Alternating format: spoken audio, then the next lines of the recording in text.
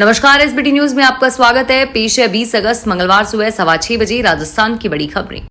उदयपुर में चाकूबाजी में घायल छात्र देवराज ने आखिरकार रक्षाबंधन के दिन दम तोड़ दिया। अस्पताल में गंभीर रूप से घायल छात्र देवराज की करीब 3 बजे मौत हो गई। छात्र के शव को मोर्चरी में रखवाया गया है और उनके परिजनों ने शव लेने से इनकार कर दिया है। अस्पताल में परिजनों से बातचीत के दौरान उन्होंने प्रशासन पर एहतियात आसपास की दुकानें बंद करवाने को कहा। लगता था कि छात्र देवराज अपनी बहनों का इंतजार कर रहा था। कलेक्टर की स्वीकृति मिलने के बाद दोपहर करीब 2:15 बजे घायल छात्र की सगी बहन सुहानी ने उन्हें राखी बांधी। भाई को राखी बांधकर दीर्घायु होने की प्रार्थना की, पर भगवान ने कुछ और ही मंजूर किया हुआ था। प्रधानमंत्री नरेंद्र मोदी 23 अगस्त को रूस के साथ युद्ध में तबाह यूक्रेन की यात्रा पर जाएंगे, जहां उनकी यूक्रेन के राष्ट्रपति वोलोदिमीर जेलेंस्की के साथ संघर्ष के समाधान के उपायों पर चर्चा होने की संभावना है। विदेश मंत्रालय में सचिव तन्मय लाल ने आज यहां एक सम्मेलन में श्री मोदी की इस बहुचर्चित यात्रा के बारे में जानकारी दी। कांग्रेस अध्यक्ष मल्लिकार्जुन खड़गे तथा पूर्व अध्यक्ष राहुल गांधी की मौजूदगी में सोमवार को यहां स्क्रीनिंग कमेटी की बैठक हुई, जिसमें विधानसभा चुनाव को लेकर पार्टी की रणनीति पर विचार किया गया। बैठक में श्री खड़गे, श्री गांधी के साथ ही पार्टी के संगठन महासचिव केसी वेणुगोपाल और कोषाध्यक्ष अजय माकन आदि मौजूद रहे। उन्होंने बताया कि इस बैठक में संचालन समिति के सभी सदस्यों ने हिस्सा लिया और जिन राज्यों में विधानसभा के चुनाव होने हैं वहां की स्थिति को लेकर विचार विमर्श किया गया। लोकसभा नेता प्रतिपक्ष और कांग्रेस सांसद राहुल गांधी ने सोमवार को दिल्ली में उबर कैब में बैठे। उन्होंने अपने फोन से 10 जनपद के लिए टैक्सी बुक की और टैक्सी में राहुल ड्राइवर के बगल वाली सीट पर बैठे और यात्रा के दौरान ड्राइवर से बातचीत की। राहुल ने करीब 12 मिनट का वीडियो सोशल मीडिया पर शेयर किया है।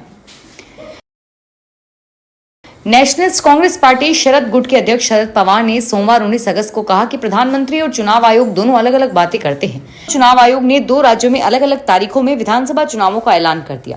78वें स्वतंत्रता दिवस पर राष्ट्र को संबोधित करते हुए प्रधानमंत्री मोदी ने कहा था कि बार बार होने वाले चुनाव देश की प्रगति में बाधा उत्पन्न कर रहे हैं। देश को वन नेशन वन इलेक्शन के लिए आगे आना होगा। उदयपुर संभाग के सबसे बड़े आरएनटी मेडिकल कॉलेज के सुपर स्पेशलिटी विंग में प्रदेश का तीसरे सरकारी आईवीएफ सेंटर का काम अंतिम चरण में है।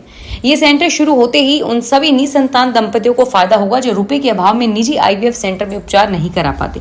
उदयपुर में सरकारी स्तर पर खुलने वाला ये आईवीएफ राजस्थान का तीसरा सेंटर होगा। अभी राजकीय महिला चिकित्सालय में प्रतिदिन 2 से 250 प्रसव होते हैं और इनके बीच कई ऐसे दंपति भी हैं जो निसंतान हैं।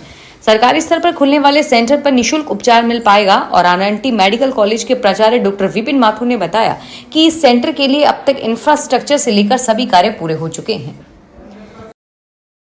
राष्ट्रीय खाद्य सुरक्षा अधिनियम के तहत पात्रता सूची से वंचित लोगों के नाम अब पात्रता सूची में जुड़ सकेंगे और इसके लिए गत दिनों में खाद्य एवं नागरिक आपूर्ति विभाग के प्रमुख शासन सचिव ने राज्य के सभी कलेक्टर्स को आदेश जारी किए हैं। कलेक्टर जिले में राष्ट्रीय खाद्य सुरक्षा योजना के अंतर्गत नाम जोड़ने के लिए प्राप्त आवेदनों की जांच तथा समय समय पर निस्तारण के लिए कार्य का प्रभावी पर्यवेक्षण करेंगे। प्राप्त आवेदनों का निस्तारण करने के लिए क्षेत्र के एसडीएम अपने अपने क्षेत्र के लिए अधिकारी भी नियुक्त करेंगे।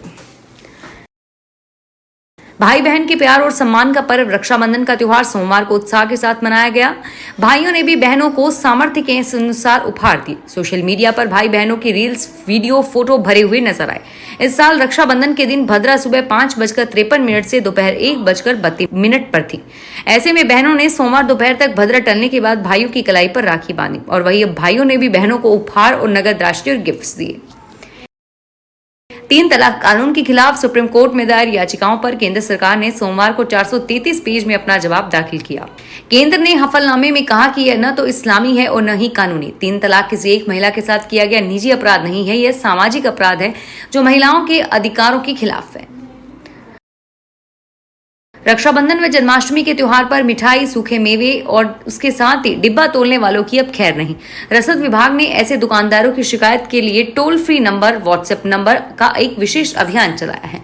इसके अंतर्गत उपभोक्ता मामला विभाग निदेशक व जिला कलेक्टर के निर्देशानुसार इस अभियान के तहत निगरानी रखते हुए उत्पादों के साथ डिब्बा तोलते पाए जाने पर कार्रवाई की जाएगी। धौलपुर के मनिया थाना के अंतर्गत निजी सेंट जेवियर स्कूल बिरोंदा के खिलाफ एक व्यक्ति ने बिना मान्यता के स्कूल संचालन करने और धोखाधड़ी कर छात्रों के भविष्य से खिलवाड़ करने का आरोप लगाते हुए मुकदमा दर्ज किया है। पुलिस के अनुसार उन्होंने बताया कि अपने पुत्र गोरान शर्मा का दाखिल कक्षा चौथी के अंदर उन्होंने कराया था और तब से लगातार गोरान सेवियर स्कूल में ही अध्ययनरत है। आरोप है कि इस स्कूल के पास कक्षा 9 और 10वीं की मान्यता नहीं है और उसके बाद भी छात्र व परिजनों को वे भ्रम में रखते हैं।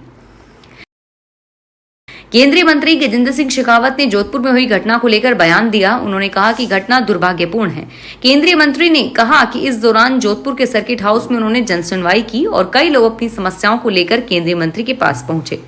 इस दौरान उन्होंने उनकी समस्याओं को सुनते हुए समस्याओं के निस्तारण के लिए अधिकारियों को निर्देशित किया। कर्नाटक के सीएम सिद्धारमैया की राज्यपाल थावरचंद गहलोत के खिलाफ दायर याचिका पर सोमवार को हाईकोर्ट में सुनवाई होगी। कोर्ट ने कहा कि जब तक हाईकोर्ट में सुनवाई चल रही है, एमडीयूए मामले में ट्रायल कोर्ट सिद्धारमैया पर कार्रवाई न करे। गवर्नर ने 17 अगस्त को उनके खिलाफ केस चलाने की मंजूरी भी दी थी। Rajasthan state medical dental counselling board Jaipur की ओर से 85% state quota MBBS BDS counselling के लिए नोटिफिकेशन जारी कर दिया गया है। नोटिफिकेशन के अनुसार इस प्रक्रिया में भाग लेने के लिए सिक्योरिटी राशि में से 5 से 10 गुना वृद्धि की गई है और वर्तमान में स्थिति यह है कि न्यूनतम सिक्योरिटी राशि ही 50,000 रुपए है। करौली की धानवी पिचानोत ने अपना कमाल दिखाते हुए राज्य स्तरीय घुड़सवारी प्रतियोगिता में 4 मेडल अपने नाम किए हैं। धानवी ने अब तक देश भर में आयोजित प्रतियोगिताओं में भी भाग लिया है। करौली निवासी जितेंद्र पिचानोत ने बताया कि उनकी पुत्री धानवी शुरू से ही घुड़सवारी के प्रति लगाव रखती है। उन्होंने बताया कि धानवी ने जयपुर में आयोजित 61वीं कैवलरी प्रतियोगिता में भाग लिया और राज्य भर से आए 50 से अधिक खिलाड़ियों ने इस प्रतियोगिता में भाग लिया। फिलहाल इस बुलेटिन में इतना ही और फिर हाजिर होंगे तमाम बड़ी खबरों के साथ।